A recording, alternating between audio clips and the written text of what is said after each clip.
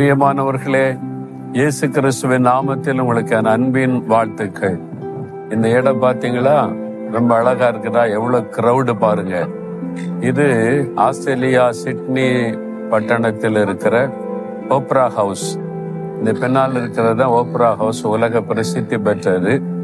அதுக்குள்ள நிறைய தியேட்டர்கள் இருக்கிறது. நாடகம் நடத்துவாங்க, பல ஷோக்கள் நடத்துவாங்க. அப்படி விதவிதமான காரியங்கள் நடத்துவதற்கான பல தியேட்டர்கள் இருக்கிறது. இதை பார்க்கறதுக்கு தான் இவ்வளவு ஜனங்கள் கூட்டமாய் வருகிறார்கள். சரி, இந்த நாள்ல ஆண்டவர் எனக்கு என்ன வசனம் வைத்திருக்கிறார் அப்படின்னா, நீதிமொழிகள் 8ஆம் அதிகாரம் 17வது வசனம். அதிகாலையில் என்னை தேடுகிறவர்கள் என்னை கண்டடைவார்கள்.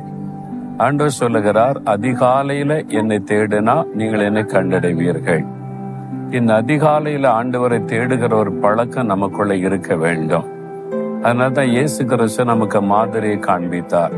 மார்க் 1ஆம் அதிகாரம் 35ஆம் வசனத்துல இயேசு அதிகாலையில் இருட்டோட எழுந்து வனாந்தரமான ஒரு இடத்திற்கு போய் அங்கே ஜெபம் பண்ணினார் என்று நம்ம வாசிக்கிறோம். அப்ப அதிகாலையில இருட்டோட, சூரிய வெளிச்சம் வருவதற்கு முன்பாக இருட்டோட நம்ம விழித்து கொள்ளணும். நம்ம ஆயத்தமாகி தேவ சமூகத்துல போய் காத்திருந்து அவரை தேடினால் அவரை கண்டடைய முடியும். அவர் நமக்கு சமீபமாய் வருகிறதையும் நம்மோடு பேசுகிறதையும் நாம் உணர்ந்து கொள்ள முடியும். வேத புஸ்தகத்தில் மோசே என்ற ஒரு பக்தனை குறித்து வாசிக்கும் போது ஆண்டவர் சொல்லுகிறார், நீ காலையில் நீ ஆயத்தமாகி விடியற் காலையில் என் சமூகத்தில் மலையின் உச்சியில் வந்து நில், உன்னோடு பேச வேண்டும் என்று சொல்லுகிறார்.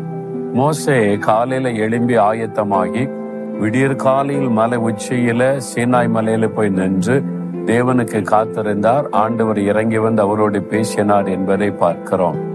நான் எகிப்து தேசத்துல தான் இந்த சீனாய் மலை இருக்கிறது.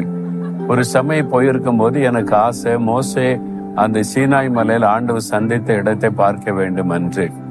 அப்பொழுது நாங்கள் ஒரு நாள் ராத்திரில 11 மணிக்கு போலதான் அந்த மலை அடிவாரத்துல போய் நாங்கள் எங்களுடைய பஸ்ல சேர்ந்தோம். கைடு சொன்னாங்க, விடியற்கால 2 மணிக்கு நீங்க மலை ஏற ஆரம்பிக்கணும்.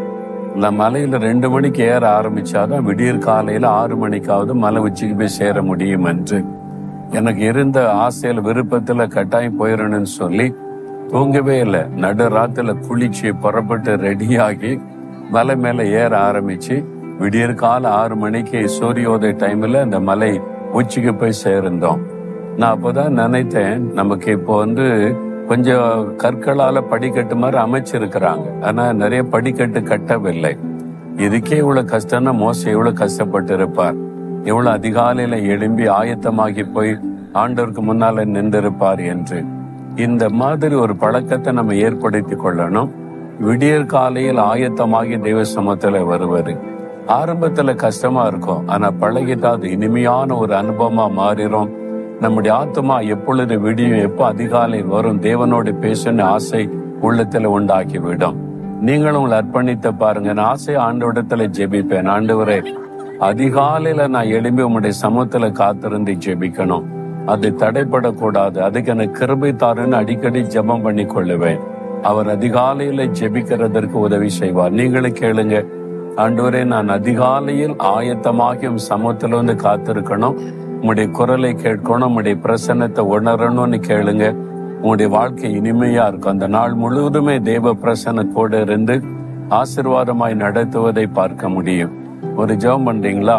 ஆண்டவரே அதிகாலையில் நானும் இருட்டோட எழுந்து உம்மை தேடுகிற இருதயத்தை எனக்கு தாரும், தடைகளை மாற்றும். இயேசுவின் நாமத்தில் ஜெபிக்கிறேன். ஆமேன், ஆமேன்.